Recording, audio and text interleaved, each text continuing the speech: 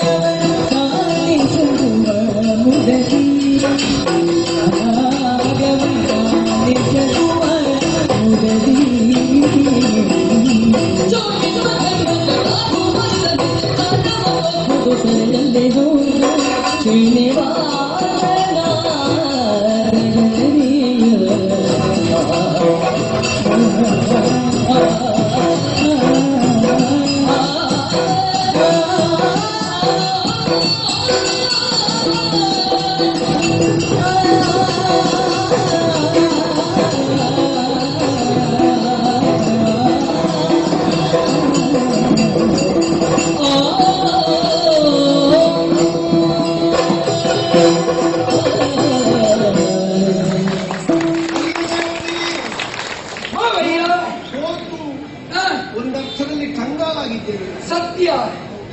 ನಿಮಗೆ ಈಗ ದ್ವಂದ್ವ ಕಾಡುತ್ತದೆ. ಏನಾದೀತು? ಹೋರಾಟದಲ್ಲಿ ಧ್ಯೇಯ ಎನ್ನುವುದು ಪ್ರಾಪ್ತಿಯಾಗಲಿಲ್ಲ. ಹಾಗೆಂದು ಅತ್ತೆಮ್ಮನವರು ಯಾವತ್ತೂ ತನ್ನ ದಿಟ್ಟ ನಿಲುವನ್ನು ಬದಲಾಯಿಸುವುದಿಲ್ಲ. ಈ ಹೆಂಡತಿದ್ದೊಂದು ನಿರ್ಣಯ, ಗಂಡನದ್ದೊಂದು ನಿರ್ಣಯ ಆದರೆ ಆಗುವ ಸಮಸ್ಯೆ ಎಷ್ಟು ದೊಡ್ಡದು ಮಾವಯ್ಯ. ನಾವು ಇಷ್ಟರವರೆಗೆ ಹೊರಗೆ ಎಲ್ಲಿಯೂ ಹೇಳಿಲ್ಲ. ಸಮಸ್ಯೆ ಬೇರೆ ಬೇರೆ, ಅದು ಹಾಗೆ. ಅದು ನಮ್ಮ ದಾಂಪತ್ಯದ ಗುಟ್ಟು. ಏನಿದ್ರು ನಮ್ಮ ಮನೆಯೊಳಗೆ ಒಳಗೆ ಬೀಳ್ತಿರ್ತದೆ. ಕೆಲವು ಸಲ ಅವಳು ಗಂಡ, ನಾನು ಹೇಳ್ತೀನಿ ಅದು ಅದರ ಸಂಸಾರದ ಬಿಟ್ಟು ಕೆಲವು ಸಲ ಈ ತಕ್ಕಡಿ ಒಂದೇ ಲೆಕ್ಕ ಬಂದ್ರೆ ಸರಿ. ಏನು ವಸ್ತು ಇಡದೇ ಇರುವಾಗ ಒಂದು ಬದಿ ಮಾತ್ರ ಭಾರ ಇರುವುದು, ಅದು ಹಾಗೆ. ಕೆಲವು ಸಲ ವಸ್ತು ಇಡದೇ ಇರುವ ತಕ್ಕಡಿ ಹಾಗೆ, ನಾನು ಮೇಲೆ ಇರುವುದು ಕೆಳಗೆ ಇರುವುದು. ಅದು ಹಾಗೆ ಲೋಕದಲ್ಲಿ. ಯಾಕೆ ನಿಮ್ಮ ಮಗಳನ್ನು ಮದುವೆ ಆದವ ನಾನು, ನನಗೆ ನೀವು ಅಂತ ಹೇಳಿದ್ರೆ ಸಾಕು, ಮುಂದಿನ ಅಕ್ಷರ ನನಗೆ ಅರ್ಥ ಆಗುತ್ತದೆ. ಯಾಕೆ ಆದರೂ ನೀವು ಈಗ ಯೋಚಿಸಬೇಕು. ಪಂಡವ ಅರ್ಜುನನಿದ್ದಾನೆ, ಉತ್ತರದ ಎತ್ತರದ ಹಸ್ತಿನಾವತಿಯಿಂದ ಅವರ ಅಶ್ವಮೇಧದ ಯಜ್ಞಾಶ್ವ ಇದ್ದ ಕಡೆ ಬಂದಿದೆ. ಬಂದ ಕುದುರೆಯ ಹಣೆಯ ಒಕ್ಕಡೆಯನ್ನು ವಾಚಿಸಿದ್ದೀರಿ, ಕಟ್ಟಿದ್ದೀರಿ, ಪರಿಣಾಮದಲ್ಲಿ ಸೋಲನ್ನು ಅನುಭವಿಸಿದ್ದೀರಿ. ಎಲ್ಲಿ ಹೋದರೂ ಅರ್ಜುನ ಗೆಲ್ಲುವುದೇ ಮೊದಲ ಹಂತದಲ್ಲಿ ಅಲ್ವೇ. ಹಾಗಿದ್ರೆ ವಿಜಯ ಆಗುವುದಕ್ಕೆ ಕಾರಣ ಯಾರು? ಶ್ರೀನಿವಾಸನ ದಯದಿ. ಶ್ರೀ ಅಂದ್ರೆ ಲಕ್ಷ್ಮಿ, ನಿವಾಸ ಅಂದ್ರೆ ವಿಷ್ಣು. ನನಗೆ ಆಗಲೇ ಗೊತ್ತು ಇದೆಲ್ಲ ಜನಾರ್ದನಕ್ಕೆ ವಿಷಯ. ನಾನು ಹೇಳಿದ್ದೇನೆ, ಏನು ಮಾಡಿದ್ರು ಯಾರತ್ತೂ ನಡೆಯುವುದಿಲ್ಲ, ಜನಾರ್ದನಕ್ಕೆ ನಡೆಯುವುದು ಅಂತ ಹೇಳಿದ್ದೇನೆ. ಜನಾರ್ದನ ಮನಸ್ಸು ಮಾಡಿದ್ರೆ ರಾತ್ರಿ ಆಗುವುದು ಹಗಲಲ್ಲಾಗುತ್ತದೆ, ಹಗಲಲ್ಲಾಗುವುದು ರಾತ್ರಿ. ನನಗೆ ಒಂದು ಸಮಾಧಾನ ಉಂಟು. ಯಾಕೆ ರಾತ್ರಿಯಲ್ಲೇ ಆಗುವುದು ಬೇಡ ಅಂತ ಆಗುವಾಗ ನಿಲ್ಲಿಸಲಿಲ್ಲಲ್ಲ, ಅದು ಆಗಲಿ ಅಂತ ಹೇಳಿದಲ್ಲ. ಬಹುಶಃ ಅವನಿಗೆ ಅನುಭವ ಹೊಂದಿದಂತದ್ದಾಗಿದ್ದಿರಬೇಕು. ಯಾಕೆ ಹಿಂದೆ ನಾವು ತಿಳಿದಿದ್ದೇವೆ, ಹೀಗೆ ಒಂದು ನಿಂತಿದ ಅಲ್ವಾ ಸೈಂಧವದ ಪ್ರಕರಣ. ಅಲ್ವ, ನಾನು ಮಂಗಲಿಯೋ ಕಾರ್ಯಕ್ರಮ ಅದನ್ನು ನಾವು ಯೋಚಿಸಬೇಕು. ಅಲ್ಲಿಯೂ ಅರ್ಜುನನಿಗೆ ಸೋಲ ಬರುವುದಕ್ಕೆ ಬಿಡಲಿಲ್ಲ. ಮಾತ್ರವಲ್ಲ, ಅರ್ಜುನ ಏನು ಎನ್ನುವುದಕ್ಕಿಂತಲೂ ಅವನ ಅಣ್ಣನಾಗಿ ಈ ಅಖಂಡವಾದ ಭರತ ಭೂಮಿಯನ್ನು ಆಳುವ ಧರ್ಮರಾಯಂತಹವ ಅಂತ ನಾವು ಮೇಲೆ ಯೋಚಿಸಬೇಕು. ಯೋಚನೆ ಮಾಡುವುದು ಇಲ್ಲಿ ಮಾವಯ್ಯ. ಆಳುವವ ಸಮರ್ಥನಾಗಿದ್ದ ಅಂತಾದರೆ ಆರ್ಯಾವರ್ತದ ಜನಮಾನಸ ಯಾವತ್ತು ಕಣ್ಣೀರು ಹಾಕುವ ಪ್ರಸಂಗವೇ ಉಂಟಾಗುವುದಿಲ್ಲ ಎನ್ನುವುದಕ್ಕೆ ಸಾಕ್ಷಿ ಧರ್ಮರಾಯನಂತಹವನಾಕೆ ಬಾಳತನ. ನಾವು ಭಾವಿಸಿದಷ್ಟಲ್ಲವ, ನಾವು ಊಹಿಸಿದಷ್ಟಲ್ಲವ. ಧರ್ಮಮೂರ್ತಿಯು ಧರ್ಮಾಧ್ಯಕ್ಷನಾದಂತಹ ಶ್ರೀಕೃಷ್ಣನನ್ನು ತಮ್ಮ ಕಿಂಕರನಾಗಿಸಿದ್ದಾನೆ. ಪಾಂಡವರ ಮನೆಯಗಳಿಗೆ ಕುದುರೆಗಳ ತಾಕಟ್ಟಿ ಪಾಂಡುರಂಗನು ಕೊಡುವ ಹುಲ್ಲು ಅಕ್ಕಚ್ಚಿಗಳನ್ನು ಸುಮ್ಮನೆ ಆಡಿದ್ದಲ್ವಲ್ಲ ಭಜಕರು. ಆದ್ದರಿಂದ ಕೃಷ್ಣ ರಕ್ಷಾ ಕಕ್ಷೆಯಲ್ಲಿರುವಂತಹ ಅವರ ಮುಂದೆ ನಮ್ಮ ವಿರೋಧ ಸಾಧ್ಯವಾಗಿದೆ. ನನ್ನಲ್ಲೇ ಮಾತಾಡ್ತೇನೆ, ಸ್ವಲ್ಪ ಆಚೆ ನೋಡಿ ಯೋಚಿಸಬೇಕಮ್ಮ. ನಾವು ಕಣ್ಣಿಟ್ಟು ಕಾಲಿಡಬೇಕು. ಕರೆಯೋದು ಬೇಡ, ನನ್ನಲ್ಲೇ ಮಾತಾಡ್ಬೇಕು. ಅದು ಕೆಲವು ಸಲ ಶೀತ ಆದವರು ಬಲಬದಿಗೆ ಹೆಚ್ಚು ಪ್ರಯೋಗ ಮಾಡ್ತಾರೆ, ಆಗ ಮಾತಾಡುವವರಿಗೆ ತೊಂದರೆ ಆಗುವುದಿಲ್ಲ. ಆಚೆ ಬದಿಯಲ್ಲಿ ನಿಲ್ತಾರೆ, ನೀವು ಹಾಗೆ ಸ್ವಲ್ಪ ಈಚೆ ಬದಿಗೆ. ಅದು ಲೋಕದ ಕ್ರಮವೇ ಹಾಗೆ. ಗಂಡನಿಗೆ ಹೆಂಡತಿಗೆ ಬೈಲಿಕ್ಕೆ ಆಗದೇ ಇದ್ರೆ, ಮಕ್ಕಳಿಗೆ ಹೊಡೆಯಲಿಕ್ಕೆ ಆಗದೇ ಇದ್ರೆ ಅವನನ್ನು ಹಿಡ್ಕೊಂಡು ಬರೀದು, ನೀನು ಹೊಳಾದವೋ, ಮಣ್ಣು ತಿನ್ನವೋ, ಚಟ್ಟುಗಳು, ಹೀಗೆ ಮಾಡುವುದು ನಮ್ಮ ಮಾವನ ಒಂದು ಅಧೋಗತಿಯೇ. ಗಂಡನಲ್ಲಿ ಕೋಪ ಇದ್ರೆ ಬೆಕ್ಕಿಗೆ ಬಡಿ ಅಲ್ವಾ, ಗಂಡನಿಗೆ ಬಡಿಲಿಕ್ಕೆ ಆಗುದಿಲ್ಲಲ್ಲ. ಆದ್ದರಿಂದ ನೀವು ಯೋಚಿಸಬೇಡಿ. ಅಲ್ಲಿಯ ದೇವರು ಅಂಗೀಕರಿಸಿದ ನಮ್ಮ ಅತ್ತೆಯವರು ಏನು ಅವರಿಗೆ ತಲೆ ಇಲ್ವಾ?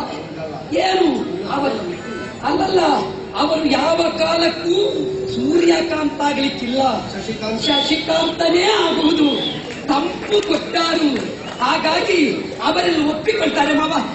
ಅಲ್ವಂತೆ ಈ ಕೆಲವು ಸಲ ಶಶಿಕಾಂತ ಇಡೀ ಇದ್ರೆ ಸರಿ, ಈ ತುಂಡು ಶಶಿ ಉಂಟಲ್ಲ, ಬಿಸಿ ಆದ್ರೆ ಮತ್ತೆ ಹೇಳಲಿಕ್ಕೆ ಸಾಧ್ಯ ನೋಡೋಣ. ತೊಂದರೆ ಇಲ್ಲ. ಆದ್ರೆ ಇದು ಬಿಸಿ ಆಗುವುದು ಬೇಡ, ಈ ಶಶಿಯನ್ನೊಂದು ಕಸಿ ಮಾಡುವ. ಅಲ್ಲ, ಕಸಿ ಮಾಡಿದ್ರೆ ಮೋಹನ ಆಗಬೇಕು ಅಲ್ವಾ. ಆದ್ದರಿಂದ ಯೋಚನೆ ಮಾಡಬೇಡಿ, ಖಂಡಿತ ಒಂದು ಧರ್ಮಾತ್ಮ.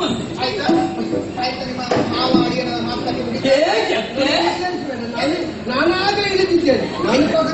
ಹೆಂಗಸರಿಬ್ಬರು ಸೇರಿದ್ರೆ ಮಾತು ಬಹಳ ಆಗ್ತಾರೆ. ಗಂಡಸು ಸ್ವಲ್ಪ ಮಾತಾಡಿದ್ರೆ ಹೌದು, ಹೆಂಗಸರಿಗೆ ಮಾತಿದ್ದ ಗಂಡಸರಿಗೆ ಮಾತಿದ್ದ. ಹೆಣ್ಣಿಗೆ ಮೌನವೇ ಭೂಷಣ, ಗಂಡಿಗೆ ಮಾತೇ ಭೂಷಣ. ಮಾತು ಭೂಷಣ ಎಂತ ನೋಡ್ಬೇಕೀಗ. ನಾನು ತಪ್ಪಾಗಿ ಶಶಿಯ ಹಾಗಿರಬೇಕು ಇರಬೇಕು. ನಾನು ಬರೆಸಿಕೊಂಡದ್ದು ಯಾರನ್ನು ಗೊತ್ತಾ? ಯಾರನ್ನು? ದಿನೇಶನನ್ನು, ಉರಿಯುವವನನ್ನು, ವ್ಯಕ್ತಿಯಾಗಿ ಕಾಣಬೇಕಾದವನನ್ನು, ಬೆಳಕು ನೀಡಬೇಕಾದವನು. ನಮ್ಮ ಮನೆಯ ಬೆಳಕಾದಂತಹ ನನ್ನ ಮಗ ಸತ್ತಿದ್ದಾನೆ, ಬಂದ ನೀನು ನಮಗೆ ಬೆಳಕಾಗುತ್ತಿ ಎನ್ನುವ ಹಾಗೆ ಯೋಚಿಸಿದ್ರೆ ನೀನು ಕಪ್ಪ ಕಾಣಿಕೆ ಕೊಡುವುದು.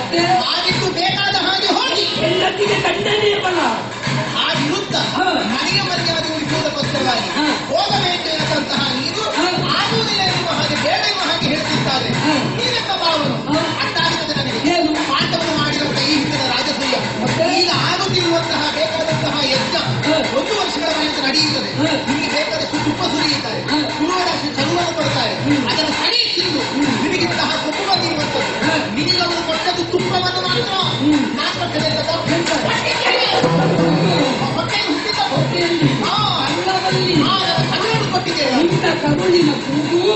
ಕೇಳ್ತದೆ. ಹಾ, ಕೇಳಿ. ಹಾಗಾದ್ರೆ ನೀನು ಮಾಡಬೇಕಾದ್ರೆ ಏನಾಗಿತ್ತು? ಯುದ್ಧ ಮಾಡಬೇಕಾಗಿತ್ತು, ಹೌದೇನಾ? ನೀನು ಉರಿಯುವ ಅಗ್ನಿ ಆಗಬೇಕು. ಅಲ್ಲಿ ಕೃಷ್ಣಾನುಗ್ರಹ ಅಂತ ಹೇಳಿದ್ವಿ. ಅಲ್ಲಿ ಕರಿಯ ಮೈಯ ಹರಿ ಪಾಂಡವರಿಗೆ ನೀನು ಯಾರು?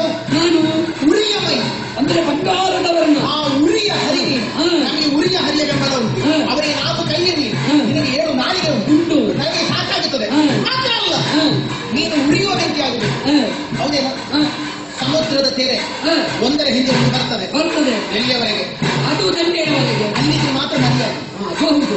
ಹಾವು ಹುತ್ತದೊಳಗಿದ್ರೆ ಮರ್ಯಾದೆ. ಮರ್ಯಾದೆ. ಅಂಗಳಕ್ಕೆ ಮರ್ಯಾದೆ ಉಂಟಾ? ಮರ್ಯಾದೆ ಇಲ್ಲಪ್ಪ. ಇಲ್ಲ. ಬೆಂಕಿ ಬೆಂಕಿ ಒಲೆಯ ಒಳಗಡೆ ಉರಿಯುತ್ತಿದ್ರೆ ಅದಕ್ಕೆ ಸಿದ್ಧಾಗುತ್ತೆ. ನಿಜ. ಬೆಂಕಿ ಹೊರಗೆ ಬಂದ್ರೆ ನಾವೇ ನೀರು ಹಾರಿಸ್ತೇವೆ, ಅದಕ್ಕೆ ಮರ್ಯಾದೆ ಇಲ್ಲ.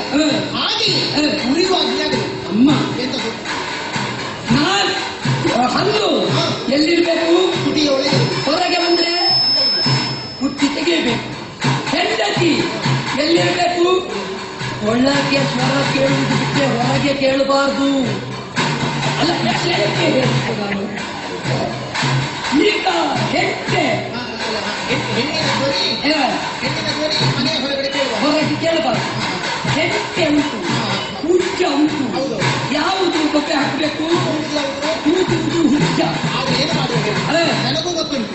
ಇದು ಹೆಣ್ಣು ಕೋಳಿ ಕೂಗಬಾರದು, ಗಂಡು ಕೋಳಿ ಕೂಗಬೇಕು. ಒಂದು ವೇಳೆ ಹೆಣ್ಣು ಕೋಳಿ ಕೂಗಿದ ಮೇಲೆ ಮಾಡಬೇಕು, ಅದರ ತಲೆಯನ್ನು ತಿರುಗಿಸಿ ಮಾಡಿದ ಮೇಲೆ ಬಿಸಾಡಬೇಕು. ಆದ್ರೆ ಏನು ಮಾಡುವ? ನಮ್ಮಲ್ಲಿ ಈ ಗಂಡು ಕೋಳಿಗೆ ಕೂಗಲಿಕ್ಕೆ ಗೊತ್ತಿಲ್ಲ, ಅದು ಗಂಡು ಕೋಳಿ ಹಾಗೆ ಕೂಗ್ತಾ ಇರ್ತದೆ. ಮತ್ತೆಂತ ಮಾಡಬೇಕು? ಮತ್ತೆ ಅಲ್ಲ, ಗಂಡು ಕೋಳಿಗೆ ಕೂಗಲಿಕ್ಕೆ ಗೊತ್ತಿಲ್ಲ ಅಂತ, ಕೂಗಲಿಕ್ಕೆ ಗೊತ್ತುಂಟು, ಹೆಣ್ಣು ಕೂಗಲಿಕ್ಕಿಲ್ಲ ಕೂಗಲಿಕ್ಕಿಲ್ಲ ಅಂತ ನನಗೂ ಗೊತ್ತುಂಟು. ಆದ್ರೆ ಗಂಡಸಿಗೆ ಲೋಕನೇ ಮನೆ, ಹೆಣ್ಣಿಗೆ ಮನೆಯೇ ಲೋಕ. ನಿಜ. ಅದು ನಮಗೆ ಗಂಡಸು ಲೋಕಕ್ಕೆ ಕಾಲಿಡುವುದಕ್ಕೆ ಹೆದರುತ್ತದೆ. ಅವರು ಗೊತ್ತು ಹೇಳಿಕೊಂಡು ನೀನು ಯುದ್ಧ ಬೇಡ ಅಂತ ಹೇಳ್ತಿದ್ದಾದ್ರೆ ಇಲ್ಲಿನಲ್ಲಿ ಹೊರಡಬಹುದು. ಅಲ್ಲ, ಅತ್ತೆಯ ಅಲ್ಲ ಆಡ್ತೀಯ, ಜ್ವಾಲೆಯ ಅಗ್ನಿ, ಜ್ವಾಲ ಅಗ್ನಿಯಾಗಿ ಒಲಿಯುತ್ತೀಯ.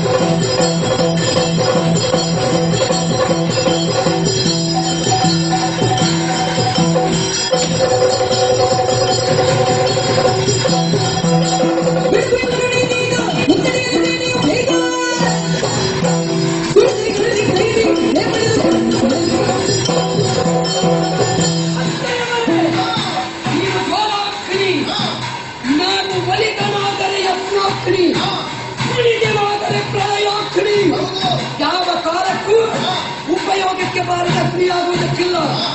ಕೆಂಡದ ಮತಿಯೊಳಗಿದ್ದು ಕೆಂಡ ಗಾಳಿ ಬಿದ್ದರೆ ಏನಾಗ್ತದೆ? ಇವತ್ತು ಪ್ರಜ್ವಲಿಸುತ್ತಕ್ಕೆ ಬಂದಿದ್ದೇನೆ. ಹಾಗಾದ ಕಾರಣ ಎಷ್ಟು ಹೊತ್ತು ಇರ್ತೇನೆ ಅನ್ನುವುದು ಮುಖ್ಯ ಅಲ್ಲ, ಇದ್ದಷ್ಟು ಹೊತ್ತು ಉಳಿಯಬೇಕು. ಆದ್ದರಿಂದ ಯೋಚಿಸಬೇಡಿ, ನಾನೇ ಹೋಗುತ್ತೇನೆ. ಪ್ರಯತ್ನ ನಮ್ಮದ್ದು.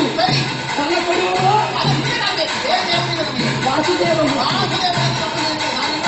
ಯೋಚನೆ ಮಾಡಬೇಡ, ದೇವನಾಗಿ ಶ್ರಮಿಸ್ತೇನೆ, ತಿರುಪತಿಯಾಗಿ ದುಡಿಯುತ್ತೇನೆ, ಹೋರಾಟ ಮಾಡ್ತೇನೆ. ಅಲ್ಲಿದ್ದ ಬಾಬನ ಆತ್ಮಕ್ಕೆ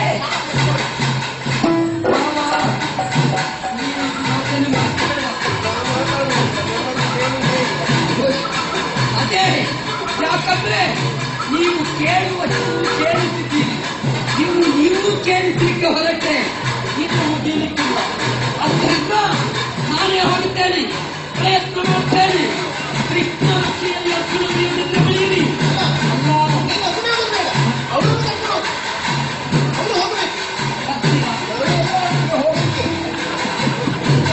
ಹಾಗೆ ಎಲ್ಲರೊಟ್ಟಿಗೂ ಹೋಗಲಿಕ್ಕುಂಟಲ್ಲ, ಹಾಗೆ ನಾನು ಮುಗಿಯುವುದಿಲ್ಲ. ಯೋಚಿಸುವುದು ಬೇಡ. ಉಂಟಲ್ಲ, ಹೌದಪ್ಪ, ಯೋಚಿಸಬೇಡಿ. ನನ್ನ ಒಟ್ಟಿಗೆ ನೀವು ಇದ್ರೆ ಅವರದ್ದೊಂದು ಮಂಡಳಿಯ ಹಿಡಿಯುತ್ತಾರೆ. ಅಷ್ಟು ಮಾಡ್ತೇನೆ, ಹಿಂದೆ ಬಿಡುವುದಿಲ್ಲ. ನೀವು ಇನ್ನು ನಿಶ್ಚಿಂತ ಹಿಂದಿಲ್ಲ, ನೀವು ಸಾಲ